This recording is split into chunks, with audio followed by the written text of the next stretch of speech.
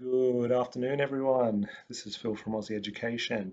I'm here to talk to you about a couple of things today to do with New South Wales migration, skilled migration, specifically the 190 and 491 visa pathways. What are the eligibility requirements? And also, what are some of the latest news that's going on in the industry? Maybe it might answer a few questions for you today. So let's have a look. I'll just change my screen. And let's get started. Alrighty, so who am I? I'm Phil Eltacci. I'm a registered migration agent with Aussie Education Migration. There's some contact details there. If you have any questions or want to get in touch, please do. So today we're talking about the General Skilled Migration Program and specifically New South Wales. Permanent residency pathways, some of them are temporary residency with a permanent residency pathway after you've completed the temporary residency.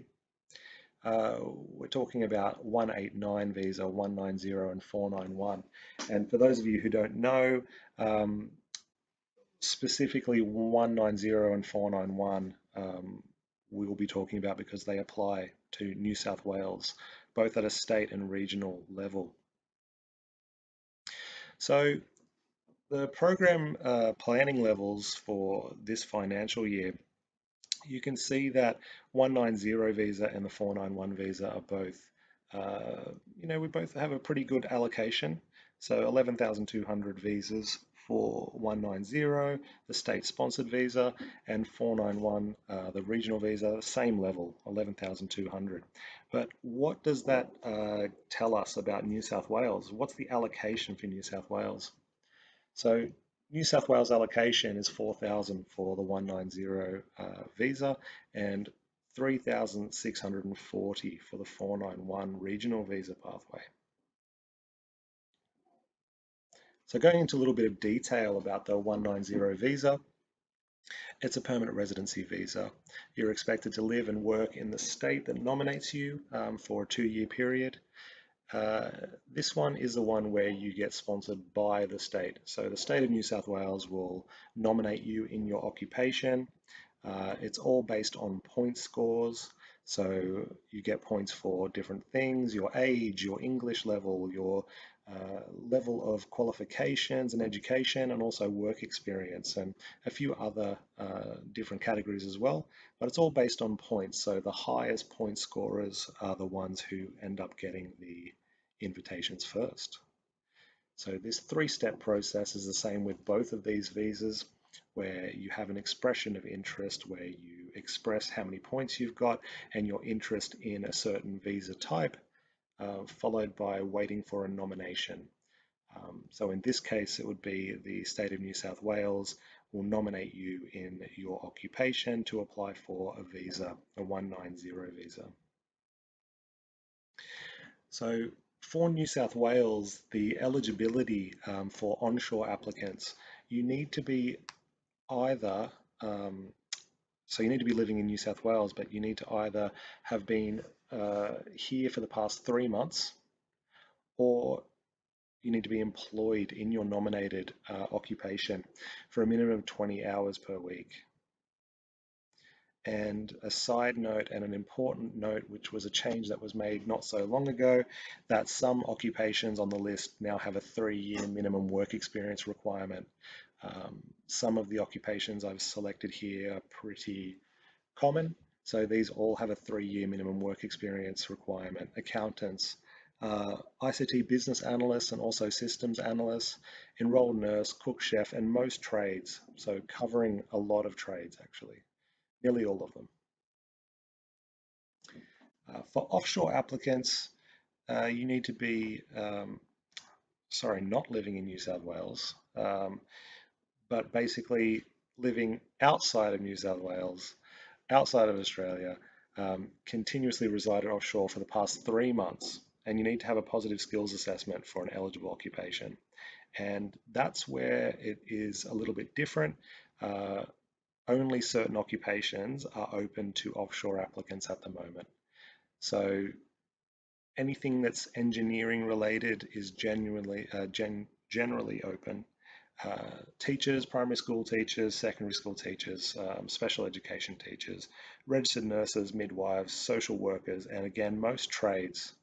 And some of them have a 3-year work experience requirement as well, just as the onshore applications.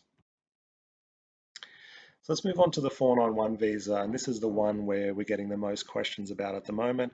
There's a lot of changes happening, and there's a little bit of news about this pathway as well. But for those of you who don't know, the regional 491 visa is a 5-year temporary visa, and this has a pathway to permanent residency via the 191 visa. Basically, it's a 3-year, after 3 years, if you're earning over the minimum financial threshold for each of those 3 years, you'll be eligible to apply for a 191 visa, which is the permanent visa. The catch is that you need to live and work in a designated regional area while on this 491 visa.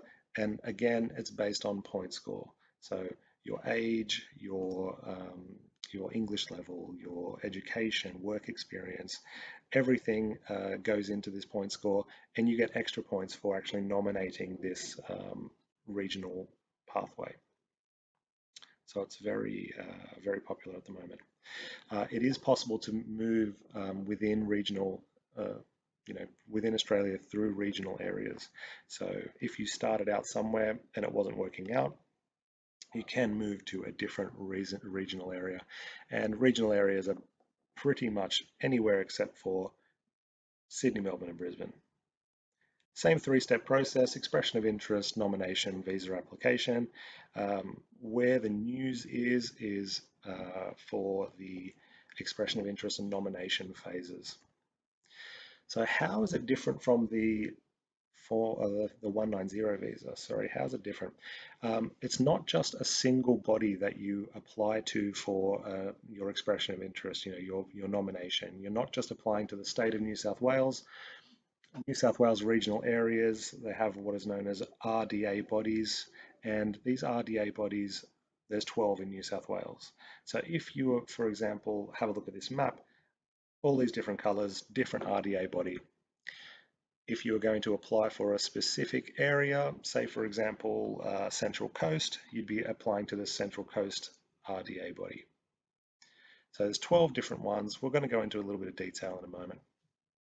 So again, 12 RDA bodies, all of them have their own list of occupations, okay? They're all different. So you have to do your due diligence here and make sure that your occupation is on the specific list.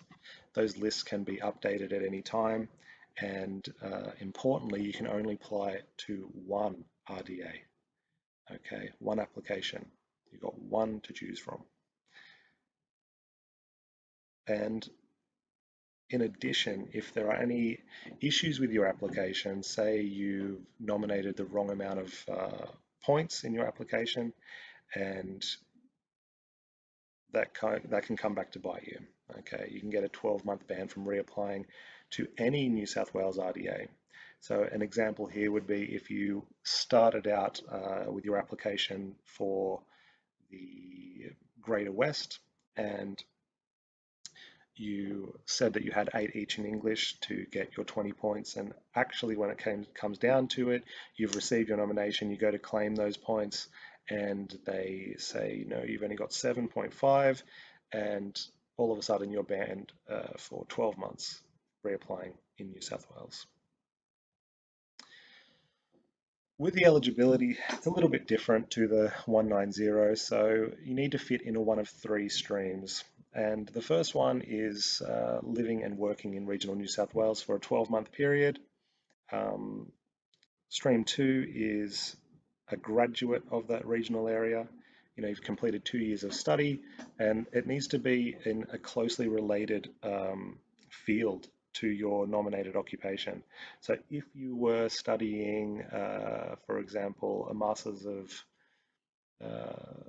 let's say a master's of business maybe, and you've nominated the occupation of chef or cook, it may not be seen as a relative to your occupation. so it may not count.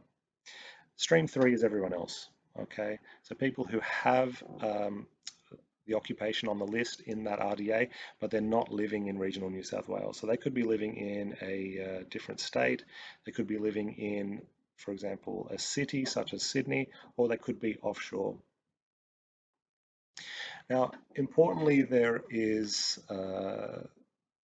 some important news. Okay, the 491 news is that 4 of the most popular RDAs have closed applications for the remainder of the financial year. Okay, so the quota that they've received, the quota that they've been given has been used. So they've cut off future applications. And a 5th one is kind of partially closed. So you can see here Arana is closed for stream 2 and 3 in certain occupations only. Those occupations are ones that are most common, well, I guess most commonly asked about, looking at accountant, civil engineer, mechanical engineer, engineering technologist, ICT business analyst, software engineer, and computer network and systems engineer. So these, there are a few more as well. They're the most common ones and the most asked after ones, but those are now closed for any further applications. So it sounds like it's all bad news, but is there any good news? There is always a chance that things will heat up again towards the end of June. It's likely based on previous years that if the allocation has not been used for New South Wales, they will kind of do a bit of a blitz towards the end of June just to make sure they use their allocation. It's somewhat of a use it or lose it type of situation. They do want to make sure they use their allocation in case they don't receive it again next year. So there could be a little bit of light at the end of the tunnel for these areas. There are still a lot of visa positions still available for New South Wales, but they're yet to be acted on. So there might be a little bit of light there at the end of the tunnel. So you can always contact us if you have any questions, especially when it comes to selecting the right RDA body for you, or to see whether you are eligible for any of these pathways, 190 or 491. You can always give us a call, come in, email us, contact us on Facebook. We also do a lot of employee-sponsored visas and family visas, along with obviously student visas. So if you have any questions at all, please get in touch, and we will be speaking again with you soon. We always have Facebook Live every Tuesday, 4 p.m. I guess this is the first one for a while, but we will be back next Tuesday. Speak to you all then. Cheers.